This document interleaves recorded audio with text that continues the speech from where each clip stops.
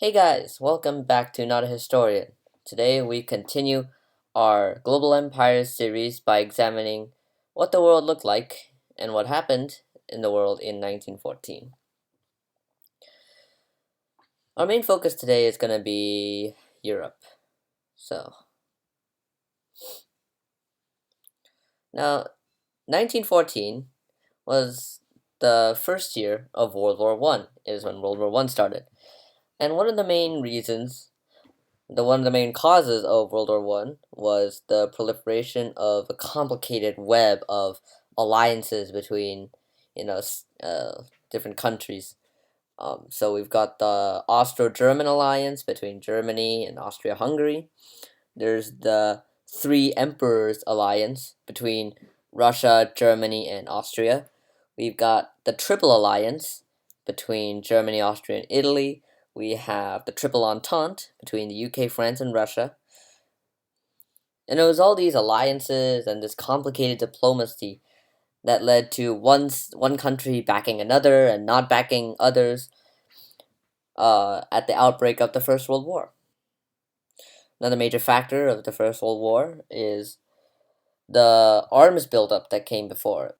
So when Germany, the German Empire, unified into one single state, as we saw in our previous video, it was a new, very powerful state in Central Europe. And the countries around it, like the UK and France especially, France had just gotten its butt kicked by the Germans. They started to get nervous, and so the UK in particular, they started building up their military. One notable example is the naval buildup. The British introduced the Dreadnought class battleships, which were a new revolutionary kind of battleship. Lots of armor, lots of big guns. And so the Germans looked at the HMS Dreadnought and they said, wow, that thing is scary. We better make some of our own. And so they built their SMS Nassau, and then the two sides started going off. They built all sorts of, battleships and cruisers and stuff, trying to outcompete each other in terms of, their navy, the naval production, the amount of ships they had in their navy, and the quality of their ships as well.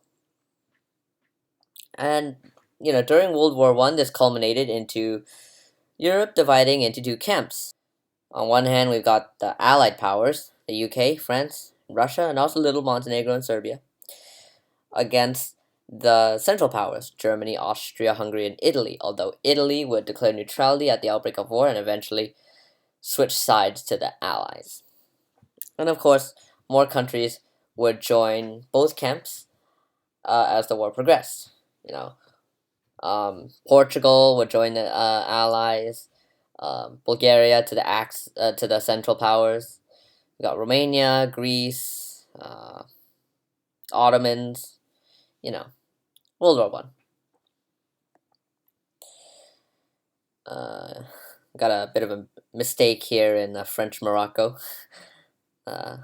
And I didn't color Egypt because it was nominally independent at the time.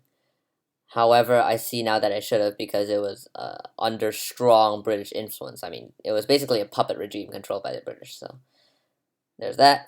And then we move to the rest of Africa, which was, as you can see, it's undergone massive changes. It's undergone massive changes since we last saw it in 1880. 1884, 1885, during the Berlin Conference, the European powers just carved up this continent. You got the French here, the British here and here, the Germans, Portuguese. Yep.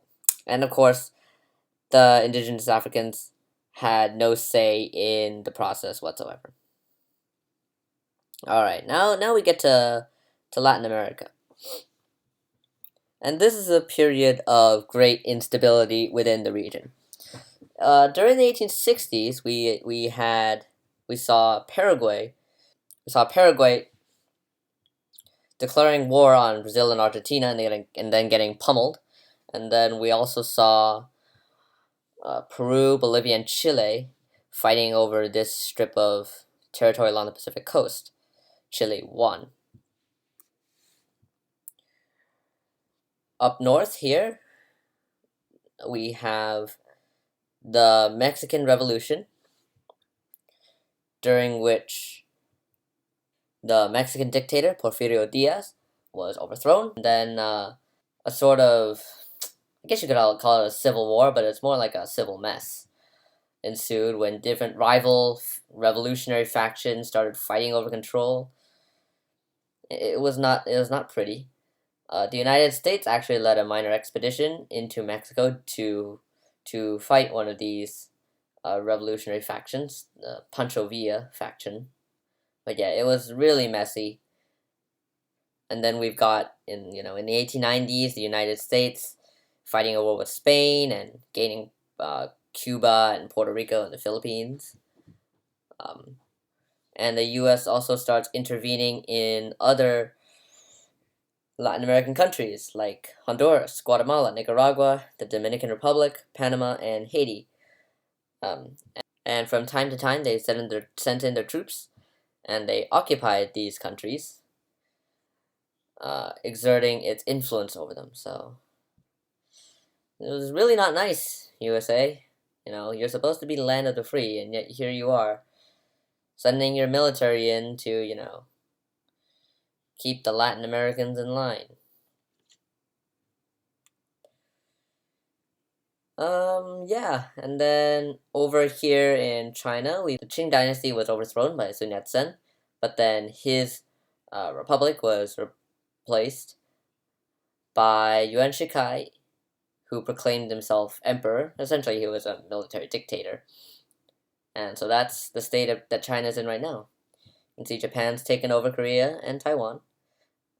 They've started flexing their muscles, and they will continue to flex their muscles in World War I when they seize a whole bunch of Pacific islands.